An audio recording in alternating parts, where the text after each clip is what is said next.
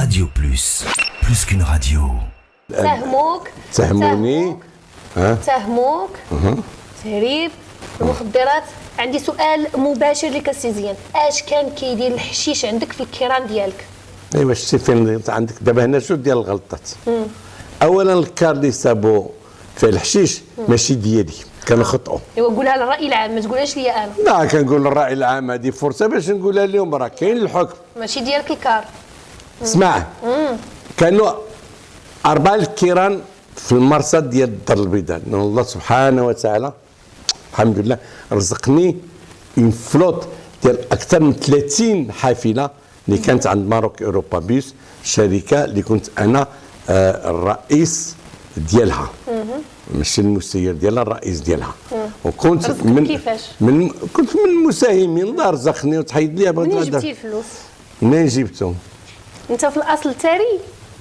ايوا على كل حال لا باش الناس يعرفوا، بزاف الناس كيقولوا بينما انت عندك ثروه فورتون. الحمد لله.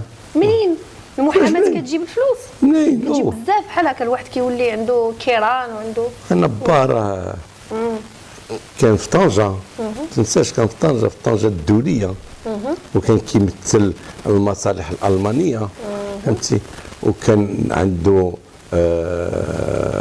الهري ديال الزيت اللي كانت كتجي من العالم في المرسى، ومعروف بالسلعه اللي كانت كتحط في المرسى ديال طنجه، ماشي خلقت من ولا يعني. بس احمد زيان في طنجه راه وازن. اولا باش نقول لك احمد زيان ورث الثقل ديالو كبير منذ زمان في طنجه مع الاستعمار، في الام هذه من جهه. ثانيا انا عندي امي اللي كانت تلعب واحد الدور كبير في الجمهوريه الاسبانيه، واللي كان في عهد فرانكو، واللي كان عندها علاقات كبيره في المكسيك وفي جبل الطار. ثاني ما جايش من والو، لاباس عليهم الحمد لله. والله الحمد لله كنشكر الله. الله يزيدك. احنا يا ربي امين، يا ربي امين. قلت لك لا تنفسر لك. هذاك النهار كانوا 4 الكيران في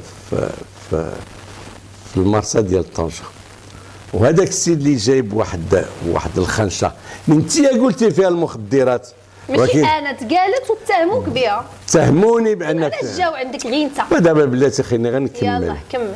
بان فيها المخدرات، من بعد ما حلوها صابوا فيها الحنه، وبالتالي ما كاين لا مخدرات ولا الكار ديالي، كاين الحنه في الكار ديال مولاها. هذا الشيء مكتوب كاين بيان سور في الحكم، في الاحكام، في كل شيء كتبوا حنه. هي ما نفسر لك دابا دابا هادشي انت اللي كتقولوا ولا؟ ايوا على كل حال راه كاين المحاضر، وكاين ملف، وكاين اكثر من 100 ولا 200 محامي اللي دافع عليا، وجريده العالم اعتذرت في الصفحه الاولى للاستاذ محمد زيان توضيح واعتذار، فهمتي، وحكمت عليهم بالملايير الصحيحه، لان اول دعوه في المغرب اللي تحط كنطلب فيها مليار هو ديال زيان ضد جريده الاعلام. وعندك تاريخ مع الجرائد مازال غادي نجي. اكيد بيان سور. بيان سور. وليتي محامي قالت غير كتخبط وتسد في الجرائد. كيفاش الجرائد؟ كنخبط؟ تجي تقول لي انا كنبيع شي في الحشيش وكنخبط في الجرائد، اولا هما اولا انتم الصحفيين كتخبطوا في المواطن.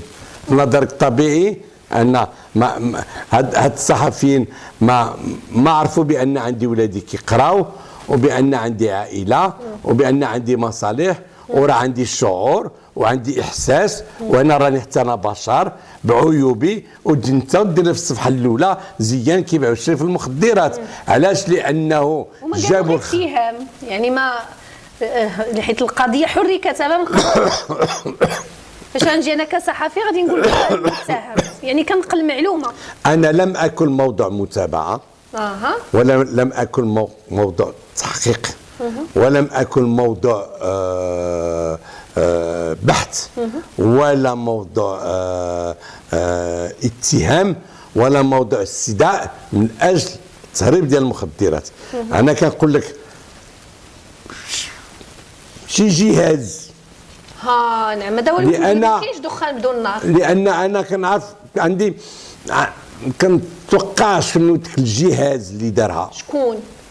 واحد الجهاز. شكون؟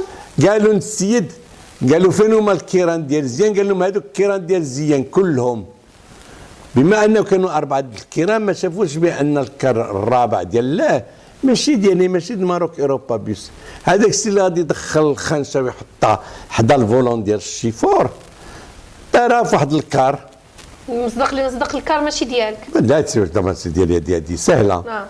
ومشى في حاله، شافوه الناس تبعوه اللي كانوا خدامين مع ماروك اوروبا بيس، اعتقلوه، جابوه للكوميساريه، قالوا له هذا السيد هذا شفنا دخل واحد الخنشه وحطها في ديك الكار، لانه حتى هو ما عرفوش من كار، قالوا ربما يكون الكار ديالي.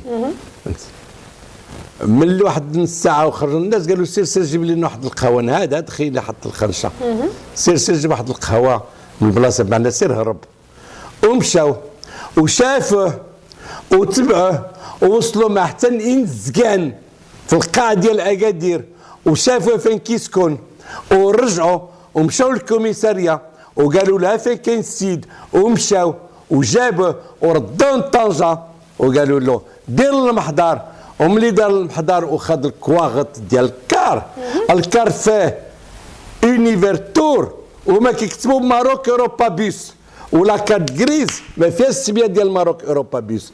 معنا راهو هما المحضر كانوا مصعوبين بلا كاع ما يقراو لي كارت غريز امام هاد الشوهه هذه. القاضي اضرب جريده العالم والبحث اللي دارت وزاره العدل حينئذ كان خطير بالنسبه، هما اللي قالوا لي على كل حال ما احتاجش راه كل شيء دابا فهم شنو كاين، وانت زيان راه كتمتع بواحد العطف مولوي كبير، وكنعرفك ماشي ديال هذا الشيء هذا، ولكن هذا الشيء اللي داروا هادو راهما غادي تعاقبوا لان عقاب ماشي قضائي، عقاب عرفنا منين جاي.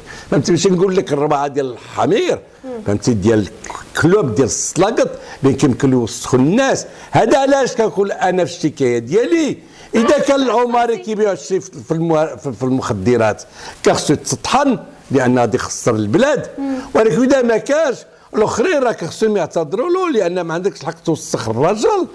Radio Plus, plus qu'une radio.